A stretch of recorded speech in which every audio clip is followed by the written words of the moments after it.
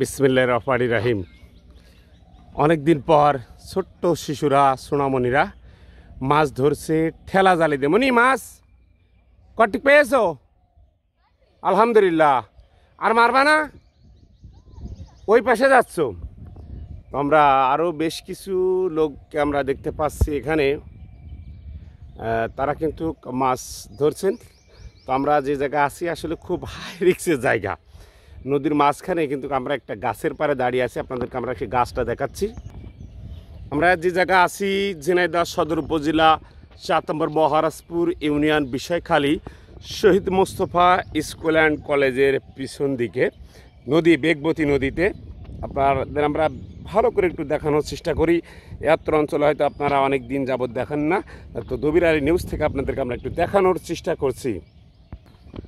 গাছটি যে কোনো কায়দায় পড়ে যাওয়ার কারণে আমরা এখন নদীর মাঝখানে থাকতে পেরেছি। আপনারা দেখতে পাচ্ছেন স্কুলের কিছুটা অংশ এবং এখানে বেশ কিছু কটা গাছ পড়ে আছে, সেগুলো আপনাদেরকে আমরা দেখাবো। আমরা বেশ কিছু বড় ভাই ছোট ভাইদেরকে মাছ ধরা দেখতে পাচ্ছি আমরা। তো যখন মাছ আসলে ধরতে পারে, সেই জিয়েল মাছ কিভাবে ধরতে পারে সেটা আপনাদেরকে আমরা একটু দেখাবো।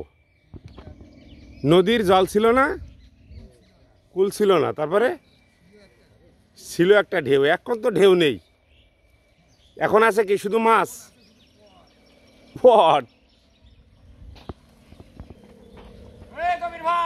মার হবা কি এটা কি?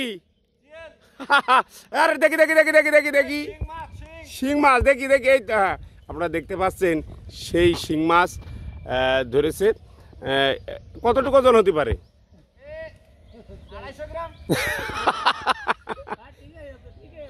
মানে 2 বাদ দিতে হবে তালি।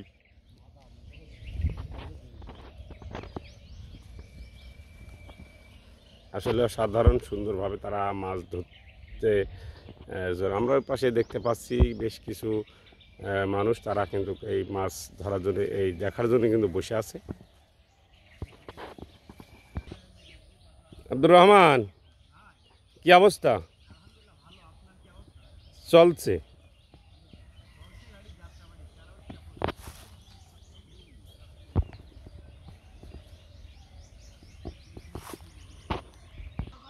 ইপারের লাইন উপারে গেছে, আপনাদের আমরা একটু দেখাই। এটা পিডিবির লাইন খুব সম্ভব। আমরা নদীর একদম মাঝখানে বললেই চলে, যেহেতু পানি নেই, যার কারণে একটি গরু দেখতে পাচ্ছি। গরুটি পট খাওয়ার জন্য হয়তো গৃহস্থ এখানে বেঁধে থেকে গেছে। তো আজ এ পর্যন্তই। আল্লাহ হাফিজ। অজানা তথ্য পেতে দবির আলী নিউজের সাথেই থাকুন।